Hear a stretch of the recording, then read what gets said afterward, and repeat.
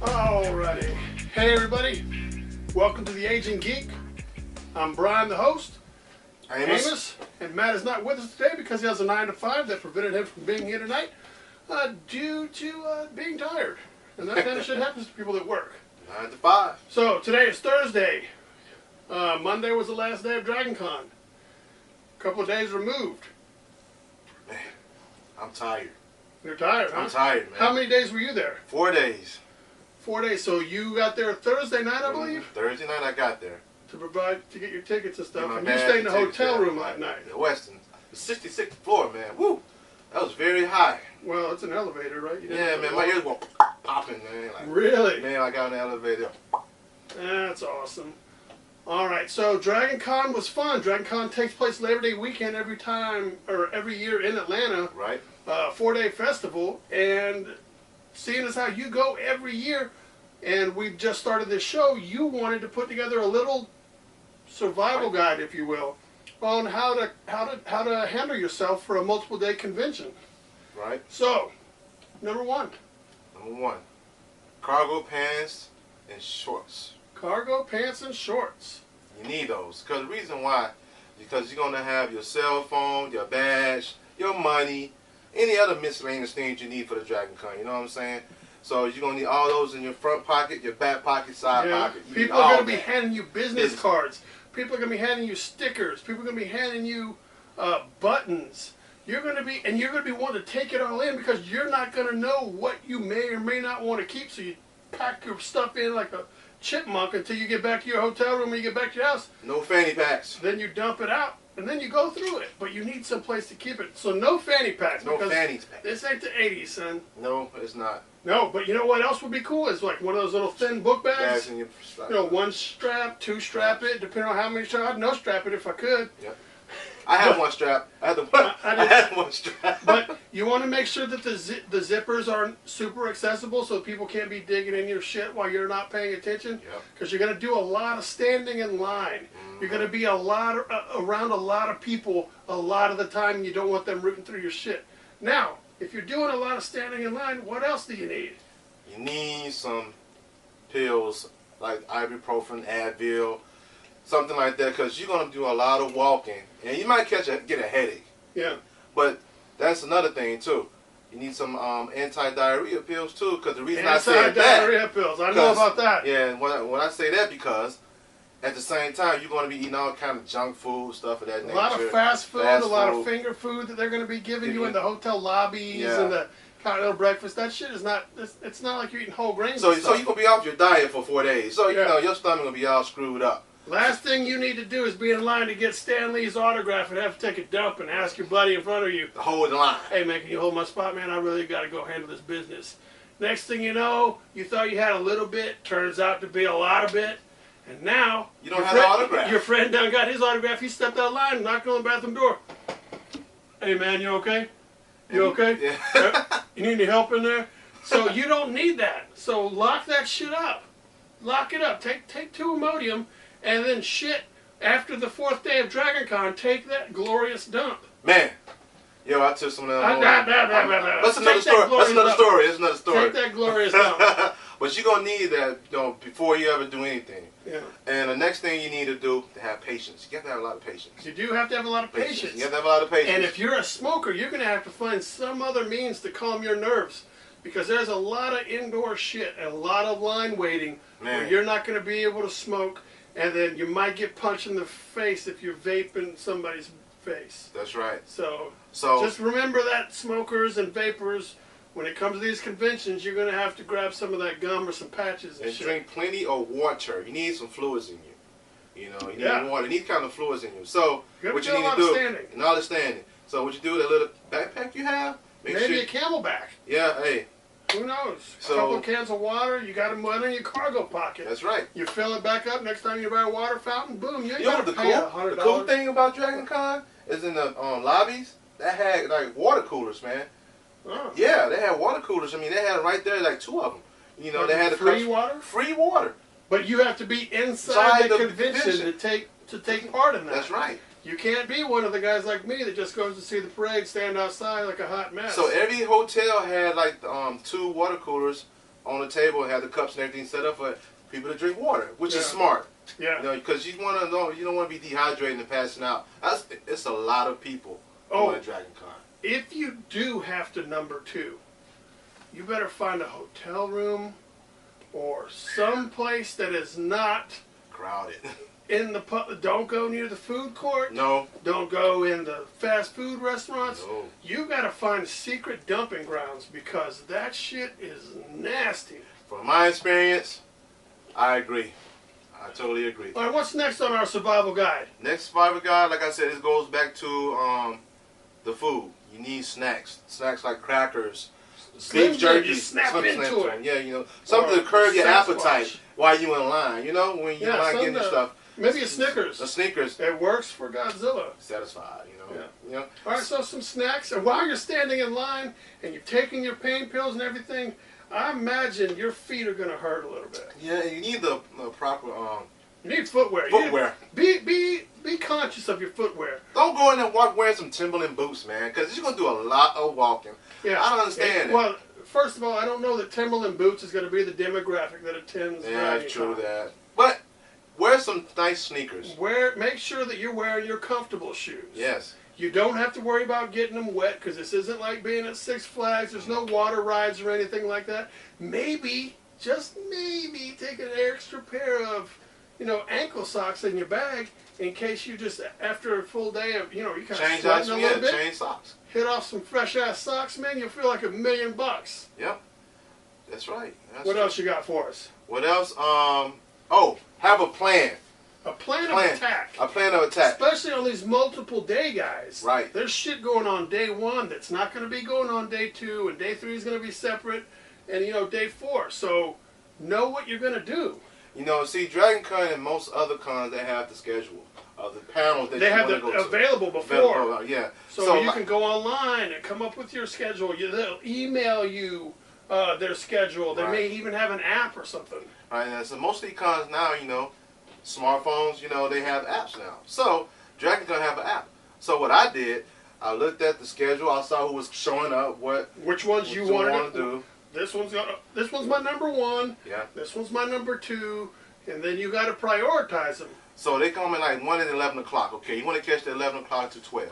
So you got another one that's 1 to 2. So if you have 2 panels that you want to see, they are conflicting. You got to miss one. Even if they're back to back. If you've got one panel that you want to sit in, Walking Dead is from 11 to 12, and you're like, oh shit, I want to see The Walking Dead, I want to talk to Herschel. Then the next panel you want to see is going to be the James Gunn talking about Guardians of the Galaxy, and that panel starts at 12 to 1. Did I already say 12 to 1, or I say 11 to 12? 11 to 12. Now that James Gunn is 12 to 1, you're not making both of those. No. Unless you got a clone. But First off, they're probably not even going to be in the same area. This one's going to be late. The cast is going to get there late, and then they're going to talk because everybody asks questions, and they love their fans. Q&A. They love their fans, and they're asking, they're answering as many questions as they can. And next thing you know, that shit was supposed to get off at noon, and it's 12:30, 12:45. And you're like, shit, I done missed that other one. So you got to pick which one is more important to you. I would say that they were pretty good this year at getting the panels. But still, okay, but you got one in the Sheraton, one at the Westin. It's a lot of walking. Yeah, so you're not going to make that if it's the next one. All right, my suggestion is if you have a panel that you want to attend, set one up for the morning. Do your Comic-Con shit, shopping and all that stuff. In between. Then in the afternoon, go see another one. Yeah. Pick out what your morning panel is going to be, what your afternoon panel is going to be. Do all the cool shit in the middle. See, everyone's thinking the same thing. You're not the only person who loves this certain panel. This other guy loves this panel too. So what some you need of the to panels make you camp out for days. Hey man. Damn, dude, you gotta be dedicated. Dude, the panel I went to, the Marvel Now panel, I had to sit outside. And that was only 3 people out of 5. Yeah, I had to sit outside. And you knew someone on the panel. Yeah, I knew someone. He's a best friend of mine. So I mean, hey, you know what I'm saying? I went to him in Artist Alley. I said, yo, Mark, yo, man, I got to wait outside. I said, really? I said, yeah, man, I got to wait outside for your panel. Yeah. And I feel kind of bad because, you know, I know this guy for 13 years. Just go do the panel. Just go do the panel at his house. Yeah. All right, so I'm going to ask you some questions, Mark, and you're going to sit there. All right, but who else was in that panel? Peter David. Peter David, he's the creator of X Factor. He did The Incredible Hulk years ago. He was there. Did he do The Incredible Hulk with Dale Keown when he was doing the artwork? I believe so. I tell you what, Dale Keown's Hulk is one of the better Hulks I've seen. But that's the writer who had the X Factor book. You said the artwork was crappy. He's the writer of that book. Oh, from last time. Last time, right? Oh, he was the artist. He's the writer. Okay, well the writer I didn't read it, so I can't say anything about the writing. Yeah, but the panel was great. It was entertaining. Mark kept entertaining. But that panel was nice. What about this one? Wasn't there a girl on the panel? Yeah, her name. What is she there to talk about? Oh, she was talking about her book she does for Marvel. Her name is Kelly Sue DeConnick. And she That's probably mispronounced. It is pronounced, so don't quote me. But no, because I have a hard time pronouncing people's names sometimes. But anyway, she write Captain Marvel, which was Miss Marvel. Now she's Captain Marvel, and she does same character, different name. Okay. So she got the mantle of Captain now. Okay. And she does stuff for Image called Deadly Arms. And she's a pretty cool writer, man. Really? Yeah. I don't know that I checked out any of her stuff. Now, if I'm not mistaken, she's got a new project coming up. Oh yeah, she got a new project coming up, man, called Bitch Planet. Take it how you want it, Bitch Planet. And, you know, it's nothing but ex-wives on their period. That's all it is. Or exes. Current wives, anything. Yeah, I don't know. but Just a bunch of people on their period. Yeah, because you know Mark Brooks didn't show up. You know he's supposed to come, and Nathan Edmondson. All right. He does Black Widow. All right. We ain't got to that part. Yeah, but you know, they're supposed to show up, but 3 out of 5, I was happy. Okay. You know, and I went to a creator on panel, and that was hilarious. Paul Jenkins. These are just comic books that are done by the creators and the owners. Like they're this is their babies. This is their so babies. To speak. So they was giving the insight on how creator-owned books are made and what's the whole process of it. So they were walking you through it. Yeah. So maybe like a how-to manual. How-to and what not to. Here's the way we've done it. Here's what we found has worked, and here's what we found doesn't work. Right. That's the kind of information. That's the kind of information. Yeah, and people are doing Q&A, and Kelly Sue once again, she was very, very real with it. So one guy asked her a question and said, "How can I get my company? I got this idea," and she told him, Don't want to hear it. Do not tell us your idea because it's legal issues going to lawyers and everything. All she told the guy said, write the fucking book. That's what she said. That's what she said. Write the fucking book. Dude, no one's going to do the work for you. But if you got some ideas or something you want to do, you got to fucking sit there and do it. You can't say, hey man, I've got a cool idea. And he's like, yeah man, that sounds cool. Well, that's as far as it's going to go until you put fucking pedal to the metal and you write that script, draw that picture, film that movie. Whatever the fuck you're good at, until you do it, it's just a good idea. It's a good idea. What it is, an idea. It's not put on paper or it's just not done. You got to put a foot forward. If you've got a good idea, you can call that little commercial where they say, call idea help. We'll take all of your money and blah, blah, blah. You know what you don't see is doers. You don't see doers. You have an idea. I have an idea. I got a shit ton of ideas. We all got ideas. I got a new one today. Yeah, I told you I have one too. With everybody. I'm not going to share it with you yet, but when I tell you, I tell you. Because I'm not ready to open my shit up like that. Yeah. But we're off the point right here. Back to Dragon Con. Okay. So you had fun though, right? I had fun, man. I had a great time. What'd you think about the parade? The parade? I didn't get the chance to see the parade. You were there with me when it started. Remember, I took off. Yeah, but I thought you were going to get a better spot for the parade. I didn't get a chance to get to the parade. So all you have is my pictures. That's all I have is your picture. I'm sorry. All right. Well, I tell you what, I got to enjoy the parade because that's the only part of Dragon Con I get to attend because it's free. I got to see a lot of cool cosplays. I put the pictures up on the Aging Geek Facebook. What is it? Facebook.com/The Aging Geek. Check that out. There's A lot of pictures up there. You know what was not there this year? What? The 501st. Really? The 501st is the Stormtrooper regiment that normally closes Dragon Con. Right. It normally closes the parade. Right. And if I'm not mistaken, they were at Fan Expo in Canada. Oh yeah. That was the exact same weekend. So a lot of the reason the shit we didn't get to see at Dragon Con was because those people were at Expo Con in Canada. That's where Dave Bautista was. Oh yeah. That's and where Michael I think Rooker of the 501st. Michael Rooker was there. Yeah. Normally those shits don't overlap like that. Yeah, they did. Yeah. But you know, so Yaya Hall was Dragon Con. That's because she lives here. Yeah, and she went to Toronto Fan Expo and came back home. Yeah, that's why I said I'm late. She said she was late to her panel. Yeah. Yaya Han lives somewhere in Marietta, somewhere in the Atlanta area, I think. So yeah. I still have yet to meet her. No one really gives a shit about me. But so that was missing. The parade felt a little lackluster. There was a lot of stuff missing that I normally got to see. But I did get to see a lot of cosplay, and that's what I'm going for. Oh man, I seen plenty of cosplay. I love seeing the cosplay. You put the picture up of Deadpool and Deadpool Baby Groot. Oh yeah, that was nice. I like that. Dude, that guy made it to the Chive. He did. The Chive has a picture on their Daily Morning Randomness or Daily Morning Awesomeness. Right. Was that same dude wearing that same Deadpool outfit holding Deadpool Groot. And he's sitting there, and you can't tell if he's smiling. I'm just assuming that he's smiling, but he's sitting there with his baby Groot. Wow. But you're doing the exact same pose that you took a picture of. That was pretty cool. Yeah, I love the R2-D2. Did you see that one, though? Yeah, I did. Yeah, that was nice. Was that a real dude? That's the real or thing. Was just remote control? It was remote control in there. Oh, okay. That was nice, man. So, I got to see a lot of good cosplay. I took a picture with a couple of people, gave away a couple of T-shirts. And back to this cosplay, man. No, I enjoy watching people, their creativity and whatnot in this cosplay. It's awesome. It's awesome. It takes Some a of the lot. stuff blows my mind that these people come up with. But at the same time, each his own. You know, each person got their own thing. Some of the costumes was very transparent. Like you could see nipples and shit? Yeah, it was. What's wrong with that? Ain't nothing wrong with that. As long as there's no dong hanging out, I think I'm okay with it. Right. But I didn't get to see all those cosplays. That was the inside the hotel thing. Oh my goodness.